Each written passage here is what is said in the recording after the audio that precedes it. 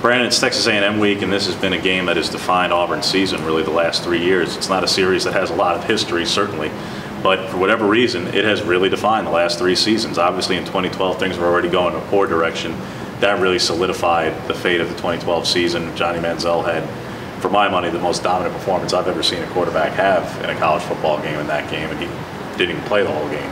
In 2013, it was such a big moment for Auburn to go into College Station and upset Johnny Manziel and Texas A&M and get that huge quality win. And last year, obviously, we saw the 2 fumbles late really define a tailspin at the end of the season.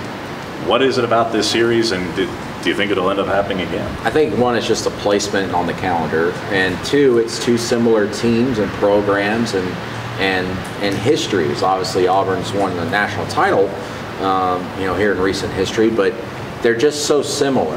Their offensive philosophies are similar, and then you get that matchup late in the season where one of them's probably ranked, and if you beat the other or whatever, it can change things. And for Auburn, 2 out of 3 times it's been a big negative. 2012, as you said, and obviously last season was one of those games where a lot of it just didn't make sense. Auburn got down 18 points at halftime, had to battle back, and to an A&M team that was not well very good, wow, and was in disarray, honestly.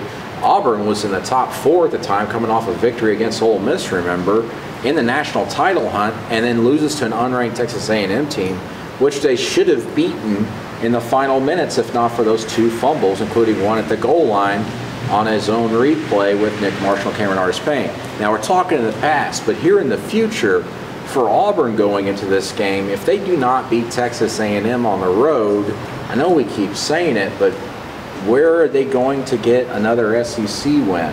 Georgia's obviously struggling right now, but then you have Alabama, which is in contention still for possibly winning an SEC championship, and Auburn, just as we saw Saturday, didn't quite have that type of talent level and consistency as Ole Miss.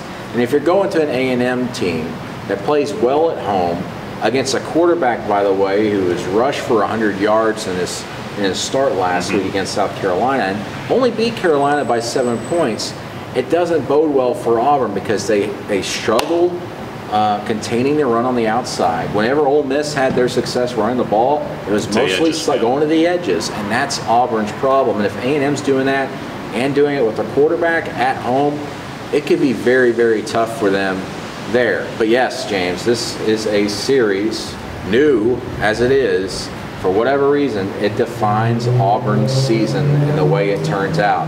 If they lose this game, I think this season's, it's already spiraled a little bit. I just don't see them making a bowl game, obviously, if they don't win. They've got to win one SEC game to make a bowl game. If they lose this one, even though Georgia's really struggling, I don't know if they're going to be able to do it. And I would tend to agree. I don't want to make A&M to be a totally dominant and they're not. Either. They're not. This was a team that only a week ago before that South Carolina game was in some disarray of its own, particularly at the quarterback position. That's why they made the change to Kyler Murray. Defensively, while they have Myles Garrett and some other talented players, and John Chavis, who's an excellent defensive coordinator, they are still a team that is struggling mightily against the run. So Auburn, though it didn't have a very good rushing performance against Ole Miss, they have a far easier defensive matchup here. They could have a little bit more success on the ground, certainly against A&M. But this has been a shootout kind of a game the last 2 years. They have yet to be able to slow down an A&M offense, even last year when it was easier without Johnny Manziel. With Kyler Murray, I don't know anyone who can really say they know what they're getting yet because he's only had the 1 game, really.